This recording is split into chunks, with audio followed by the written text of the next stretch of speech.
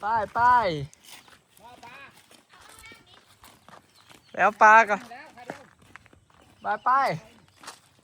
เจ้าก็ตื่นได้หรือเปล่าปวดเมื่อยกูดึงเนาะร้อน อ๋อ ปวดเมื่อยดึงไหน เฉพาะล็อกอย่างได้ฮอตฟูดสั่งปลานะพวกเราสร้างพี่น้องก็เสียไปปิ่งกินพอจะสร้างตึกให้น้องสวรรค์ ป่าเฮาน่ะบ่ได้ปล่อยล่ะ ปลาเฮาน่ะมันเบิดแล้วมันบ่มีให้กินหลายปานนั้นเหลือแต่ตัวน้อยบ่บัดนี้อ๋อคลองไงของเรามันหนองนะ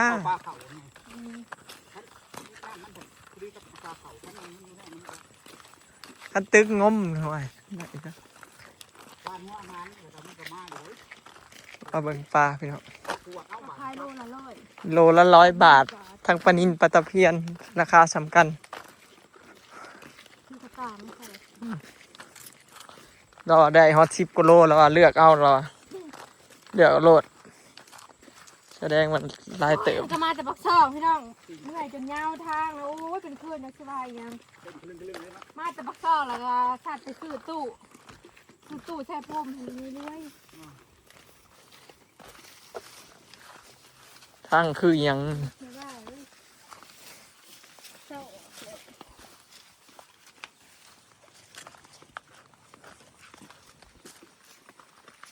โอ้คงนี่ดกขนาดเนาะว่านี่จังแมนดกเนี่ยสะออนบางคงเนาะพี่น้อง ป้าใช่ไหม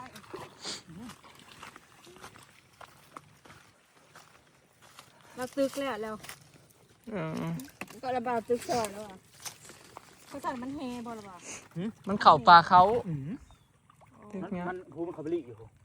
เขากระตุก กวางเลยเนาะบริมาจะถูก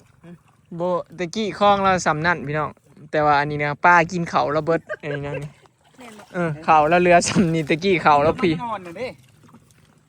เงินเป็นไงวะ ป้ากินพืชเด้ อุ้ยน้อง อ้าว ตะเพียน มีแต่ตัวใหญ่ตะเพียนแล้วนะสะออนอันนี้อ๋อ จักโลนี่ 10 โลกูอ่านแล้วเอาเลยแล้วมันพอติดพอดีแล้ว10 โลไปเอารถ เอาเมื่อวันเลยแล้ว เขาใส่นี่เนาะ กูจะขอก้าวเลยแล้วทงกระเทียมพออีเมย์เก่า เงินบออ่ะทอก ทอกซะ เขาลงเลยแล้ว เพราะว่า อ๋อทอก ง่ายไปจับ ใหญ่ น้ำแบบใกล้ๆนี่เฮ้ยนี่ ว้าว จับน้องป้าโถ สดได้นี่ ตัวใหญ่ อ้าวถือลอยนะ เปล่าต่อสั่งพี่น้อง งานยังอยู่ตัวนี้ง่ายจับโอเคทงกระเทียมถือมาลูกของผมหน่อย ต้องไปถือมาไว้ให้เนาะไงเนาะตะเพียน อันนี้ปลาตะเพียนอันนำคลองได้แม่นบอดเปล่ารังเขียวเขาเอิ้นปลาตะเพียนรังเขียวมันสิโตใหญ่เพราะว่า มันยังใหญ่ได้กว่านี้ได้พี่น้อง แม่นใส่ประมาณโล อัน เกือ นี้ บโล สิใส่ประมาณนั้น 4-5 ตัวโล 4-5ตัวโล ประมาณนี้ นี่ปลาสดๆจากบ่อจ้าอันสิเป็นปลานิลอันเป็นปลานิลอันอย่าง ออกลูก แล้วซื้อมาว่าปลามันบ่มันใช่ที่ ของเฮาในคลองน่ะไปเบิ่งหน่อยกว่าลูก12 นิ้ว กันเนาะ เต็มคลองเบิด มัน บัด แผ่ไว้เนาะ เต็มคลอง ลู เฮาก เหร มั อน เดี๋ยวนี้ทำนิ้วบ่เลยดิทำได้ลูกมันนี่ ของเจ้าอันใด โอ้ยลูกมันนี่นะทำนี่ร้ายขนาดเลย โอ้ยของเฮาน่ะกำลังสิเต็มคลองเด้อปลานิลน่ะหากะเห็นมันออกมากิน ผู้นำอยู่ผู้ นี่แหละนางน้องพระเฒ่าสั่ง ลองพลาด มันออกปีบน บอกดอก นี่บ่ไป หมดดึงสุดปลาเค็งปลาเค็งบ่เป็น จักปลานินแพ้ได้สันในแถวให้หน้าน่ะไปเสียสักปลานินปลาตอปลาตอเลิศ มันออกกันหา ปลาตอเลิศเราบ่ได้มีแยงอ้อม 10 โลพอดี1,100นะพี่น้อง โลละ100 บาทพี่น้อง ขอบใจเด้อที่อุดหนุนขอบใจหลาย ใจเด้อตึกแหให้ ไปหาหาม ตายหามสองนาลานปลากับเรากับมันพี่น้องเกลือหัวหารแล้วก็กินเขาแล้วพร้อม เขา ว่าไทยหน้าหน่อยหนึง ถ้าไม่ได้กินดอก เดี๋ยวจังหน่อยนี่ดอกเขาออกนี่แห้งมันเนาะ กินตัวเดียวแล้วบาด แม่นแล้วก็บ่เปลืองหัวหานี่บัดนี้ได้กินดอกเขา10 กิโลท่านผู้ชมเราสั่งเราแถมให้10 โลกว่าแล้วแถมครับ สิปิ้ง ผู้ใดอยากได้ก็มาซื้อน้ำเราพี่น้องผู้ใดอยากปิ้งก็จักโล2 โลครับพี่น้องก็มีพร้อมแต่ว่าในน้องเรานี่ปล่อยป้ายังแน่พ่อเฒ่า ป้านี่แหละ มีแต่ปลาตะเทียนกับปลานิลบ่ ปลา ส เค็ง องอย่าง มีไหน ปลาเค็ง มันเพียงใหญ่นะ อืม ใหญ่เลยได้จะช้ำมัน ปลาเค็งใหญ่เราก็ปล่อยพี่น้อง แม่น ข้องข่อยนะมันบ่มีหรอกพี่น้องปลา มันพอจะได้กินก็เลยเก็บไว้ยามเกี่ยวข้าวซะยามบ่ได้หาหยังกิน แม่นน้องเขาก็สิย่างบ่ร้ายตัวใหญ่มัน เนาะตึกเถื่อละขายจักเถื่อละ โอ้ หลายเถื่อแล้ว ร้ายเลยได้ เออ ว่าเป็นเช่ากิโลหรือบ่ขายมันนี่นะ เออ 30เขา30โลเลยได้ ขายหลายเถื่อแล้วเนาะ ตัวนี้ก็10โอ้30กว่าโลเลยขายมานี่นแหละ อืม 30กว่าโลเลยแหละ พอเราสร้างแล้วปล่อยปลาก่อนบอยพี่น้อง แม่น แล้วปล่อยก่อนประมาณ 3-4 เดือนเลยเด้ก่อนเฮาจนปลาละใหญ่แล้วจนเราตึกปลานินขายเป็นรอบหนึ่งโหลน้องแล้วพ่อแห้งพอบอยเราขายโหลน้องแล้วแหละเราบอยฮักก็ปล่อยเลยเสียแต่ปล่อยมันคนละสัมกันน้องกับของกัน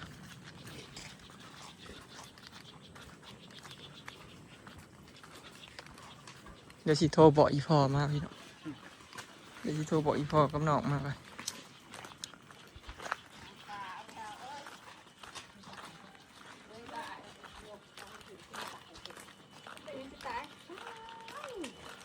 แล้วพอดีเข่งเข่ง10 กิโล มันนอกน้ำบ่ซับ 10 โลกว่าสัมภามือจ้างมันเต็มแหงเลยจะ เขา ร้าย ก็แช่น้ำไว้ก่อน ส่วนร้าย บ่ นะ เน่าบ่ ปลานะเนาะ ไปเอามาแช่น้ำไว้นี่ไม่เท่าดัดไปช่วยพุ่นพนายมือแล้ว อืม เฮียหยาไปอยู่มาน้ำล้างเดียวๆย่าอยากเมื่อย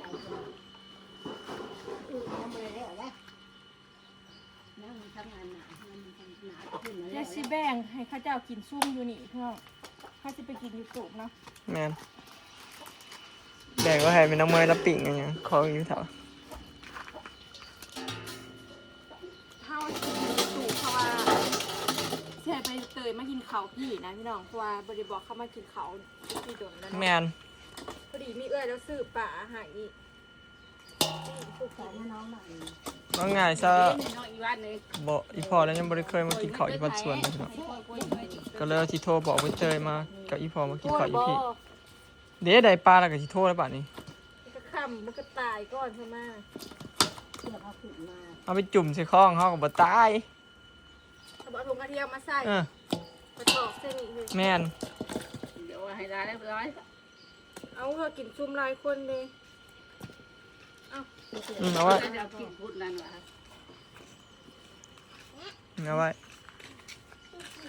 เอ้ยจามุนเอ้ยแล้วเราเด้ท้องกระเที่ยวเราหอยไว้อยู่ฟู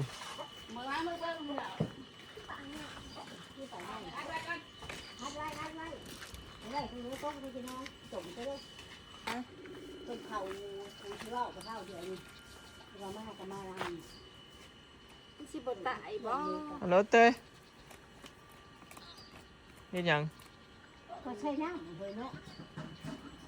อัน ไปค่านี้เลยปะ น้องช่วยด้วยสนะ อันมากินข้าวพี่เด้อเต้ย ไอ้โทษเป็นเตเว้นบ่โทษ นี่แต่ป่าอันนี้เนาะเดี๋ยวจะแค่ อาตะเพียน ปลาสำหรับคนแบบบุกเป็นพญาติ ช่วยกันนี่ถ่ายเจ๊กะขี้เดี๋ยวถ่ายเลย อ๋อ ยันปาดสายตัวมันใหญ่ๆสิเอาวงโค้งมันกระตุก มันสิตายยันเทใส่อันนี่นะขอ ไปถามมานอนที่บ่ เอาผ่าร้านเอาที่ ไม่เอาไปเอาไปคลองพุ่นละเฮา ถึงคลองแล้วนะพี่น้อง ตายได้เอาเบิด ยังเยอะตัวยัง ตัวใหญ่จักตัวรอดจิบ่ บ่รอดไง ว่าสิเอาตัวแบบว่า ตัวรอดก็เอาปล่อยลง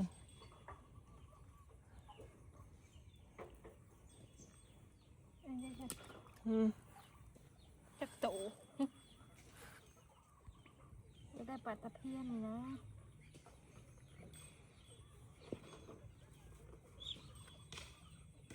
บ่รอดเลยนะนี่ตัวพังแงบเนี่ย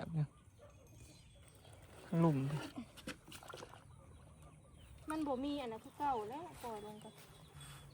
มันบริบทหายใจมันบริอยู่ในซานตะพังนะมันเป็นน้ำลึก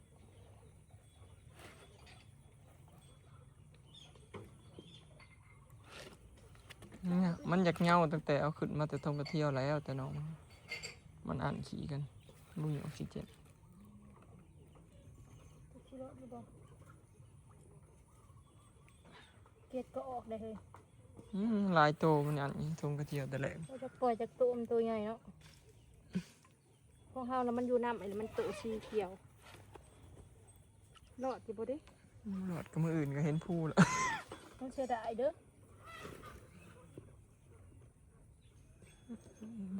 บ่ใต้ดอกเปิดออกซี่นะไว้ ปล่อยจากช่องตัวอุ้ยคุณยายเมื่อแล้ว หงายท้องเลยเฮ้ยหงายเผาเลย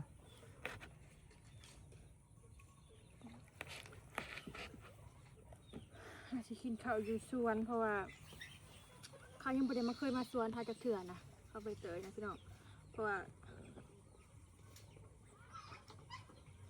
เราก็แบ่งไว้เราอันอยากพี่น้องกินชุ่มกันญี่ปุ่นเนาะ เนี่ยแบ่งไว้ให้ เขา เขา มา ไม่ ที่ ต้อง เปิดมัน ชุ บ่ ม พอกันนั่งมีบนนั่ง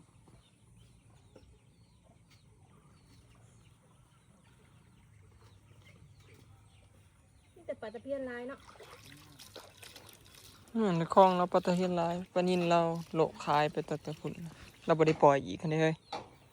เราตึกขายรอบก่อนปลานินมันแพร่ลูกไป มันต้องทอดปลาอันนี้กลางเลยปลาอันเคยแต่ได้กินแล้วปลาตะเพียน ซอยจ้ น้ำบกแล้วเป็นไงเนี่ย ำปลาตะเพียนใหญ่เป็นจ้ำก็ได้ก้อยก็ได้